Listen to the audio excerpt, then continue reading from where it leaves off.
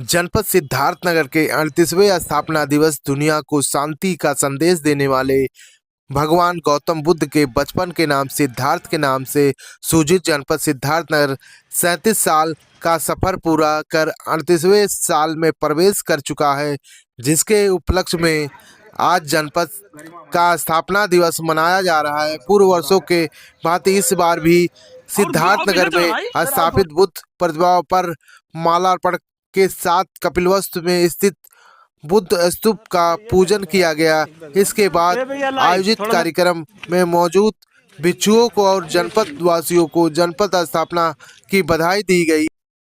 कार्यक्रम को जिले के जनप्रतिनिधियों ने संबोधित करते हुए जनपद के 37 वर्ष के सफर पर प्रकाश डाला गया।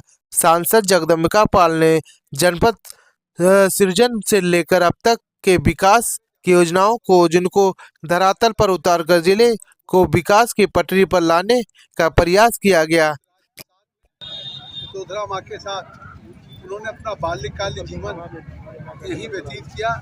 ऐसे उस कपिल वस्तु को आज सिद्धार्थनगर जनपद के स्थापना दिवस पर सबसे पहले हम सब लोग सभी जनप्रतिनिधि और प्रशासन स्तूप पूजन हुआ। भगवान गौतम बुद्ध के उन संदेशों पर एक गोष्ठी आयोजित हुई। बड़ी संख्या में पूरे प्रदेश से भक्तगण आए, बहुत भिक्षुओं का सम्मान हुआ और ये संकल्प हुआ।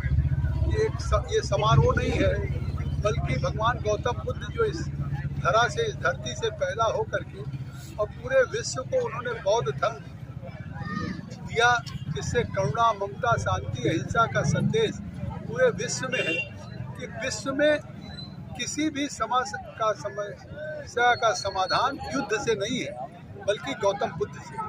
ये बात आदरणीय नरेंद्र मोदी जी भी कहते हैं दुनिया के मंचों पे कि दुनिया ने युद्ध दिया, भारत ने गौतम बुद्ध दिया। तो उसी गौतम बुद्ध के आज हम जन्मस्थली पे जनपद सिद्धार्थनगर के स्थापना दिवस पर स्तूप पूजन कर रहे हैं। उनके मार्गों पे चलने का एक संकल्प ले रहे हैं और एक जो संदेश है वो केवल सिद्धार्थनगर जनपद का स्थापना दिवस या स्तूप पूजन नहीं, पूरे विश्व के लिए भगवान गौतम बुद्ध के दिए गए बौद्ध धर्म के संदेश करुणा, ममता, शांति, अहिंसा का यहाँ से पूरे विश्व में फैलेगा। इसका प्रसार प्रचार होगा और ये बौद्ध धर्म का उद्गम स्थली है। हम सब सौभाग्यशाली। सर, पर्यटन की दृष्टि से बहुत सारे काम तो हुए हैं, आपके द्वारा बहुत सारे कराए जा रहे हैं। आने वाले दिनों में और क्या कुछ यहाँ पे विकास की संभावना है? मेरा ये प्रयास है कि आज पूरी दुनिया में जिस तरह से बौद्ध धर्म की प्रासंगिकता और बौद्ध की प्रति जो पूरे विश्व में स्वीकारता बढ़ रही है, तो उससे स्वाभाविक है कि आज बोध गया का विकास हुआ है, सारनाथ वाराणसी का विकास हुआ, कुशीनगर का, श्रावस्ती का, कपिल वस्तु का भी विकास, पूरे एक विपासना केंद्र हो, साउंड लाइट सिस्टम हो, यहाँ पे होटल्स बने, सभी देशों के अपना मेडिटेशन सेंटर और प्रेयर सेंटर बने। तो उस तरह से इसके विकास के लिए 55 एकड़ जमीन उत्तर प्रदेश के मुख्यमंत्री योगी आदित्यनाथ जी का से मैंने पहल किया था। तो एक बार 35 एकड़ दीपक मीणा के ज़माने में, 20 एकड़ संजीव रंजन जी के ज़माने में हुआ है, 55 एकड़ ज़मीन हुई है।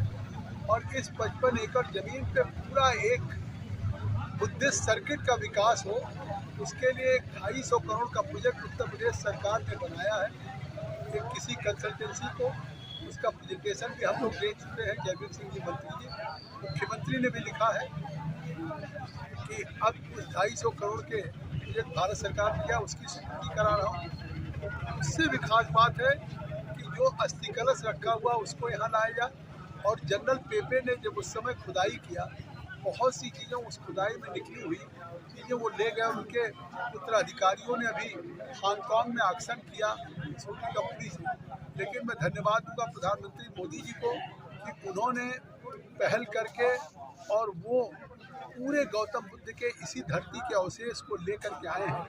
अभी सिक्किम में उसकी प्रदर्शनी हुई है, दिल्ली में हो रही है। मैं चाहूँगा कि इसका सिद्धार्थनगर में हो और यहाँ रखा जाए संग्रहालय में। तो ये आने वाले दिनों में विश्व का सबसे बड़ा गौतम बुद्ध के उस जन्मस्थली का स्थान बनेगा। अभी अगर गौतम बुद्ध के एक दांत के लिए लोग श्रीलंका कैंडी में जाते हैं, हर साल 25 लाख लोग, मुझे आने वाले दिनों में लगता है यहाँ करोड़ों लोग आएंगे।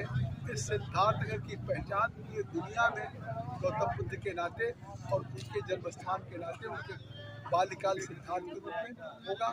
आज उसी सिद्धार्थ के रूप में हमारी उत्तर प्रदेश की सरकार स्थापना दिवस मना रही, जिसमें हमारे जिलाधिकारी, एडीएम, सीडीओ साहब, या हमारे नेता प्रतिपक्ष, हमारे चेयरमैन, ब्लॉक प्रमुख सभी लोग थे।